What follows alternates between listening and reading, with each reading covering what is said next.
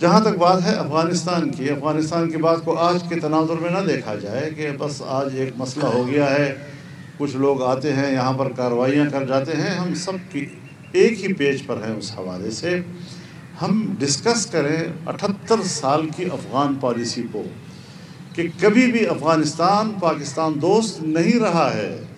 کیا اس میں ہمارا اپنا جو افغان پالیسی ہے وہ اس کا فیلئر تو نہیں ہے؟ ہم بار بار اپنی پالیسیوں پر بھی تو غور کریں۔ بادشاہ ظاہر شاہ سے لے کر اشرف غنی تک کوئی بھی پاکستان دوست حکومت ہمیں نہیں ملی ہے، اور کیا وجہ ہے اس کی؟ ہاں، اپنے ملک پہ ہم اپنا بیانیہ تیار کریں گے تو الزام انہی پہ ڈالیں گے، لیکن ایک لمحے کے لیے ہمیں اپنے گریبان میں بھی جھانکنا چاہیے کہ کہیں ہمارا اپنا افغان پالیسی کا فیلئر تو نہیں ہے۔ تو اس پر بھی ہمیں ڈیبیٹ کرنا چاہیے، اس پر بھی بات چیت ہونی چاہیے۔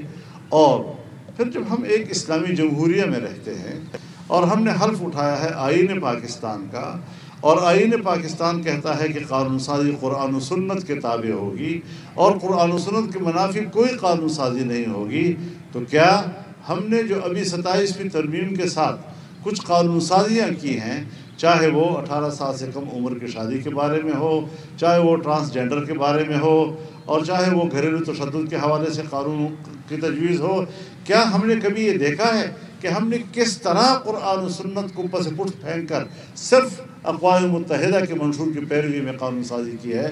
ہم نے حلف کسی اور چیز کا اٹھایا ہے، ہم پیروی کسی اور چیز کی کر رہے ہیں۔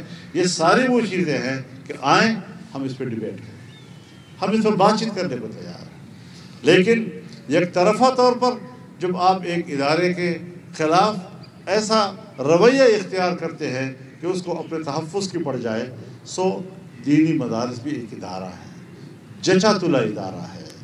ہمارا امتحانی نظام پاکستان کے تمام بورڈوں سے بہتر ہے، ہمارا ٹیلنٹ سب سے آگے ہے۔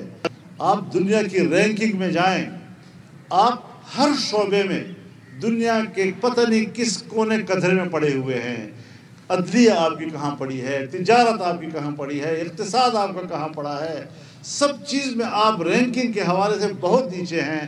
اگر ٹاپ رینکنگ پر ہیں تو آپ صرف دینی علوم کے حوالے سے ہیں، تو اس کی قدر کرنی چاہیے۔ ہاں، آج دفاعی حوالے سے پاکستان کی پوزیشن اچھی ہوئی ہے، اور ہمیں اس حوالے سے اپنے اس کو مینٹین رکھنا چاہیے۔ ہم پاکستان کی طاقتور دفاع کو خیر مقدم کہتے ہیں، لیکن دفاعی قوت کو دفاعی لحاظ سے مضبوط دیکھنا چاہتے ہیں، دفاعی قوت کو سیاسی لحاظ ہونا یہ شاید یہ عوام کا حق ہے اور سیاستدانوں کا حق ہے۔ تو اس حوالے سے ہمیں سیاسی اداروں کو مضبوط کرنا چاہیے۔ تمام ادارے مضبوط ہوں گے تو ہم ایک قوم کی طرح آگے بڑھ سکیں گے۔ ایک دوسرے کی بالادستی کی بجائے ہمیں آئین کی بالادستی کی طرف جانا چاہیے، ہمیں پارلیمنٹ کی سپرمیسی کی طرف جانا چاہیے، ہمیں عوام کے حق اقتدار کی طرف جانا چاہیے، اور ان کے ووٹ کے حق کو اور ان کے تقدس کو تسلیم کرنا چاہیے۔ یہ وہ چند بنیادی چیزیں ہیں جس پر میرے خیال میں اصولی طور پر تو کوئی اختلاف نہیں ہے، لیکن عملی طور پر ہم اس پوزیشن میں آ جائیں، ہم اس کا خیر مقدم کرنے کے لیے تیار ہیں۔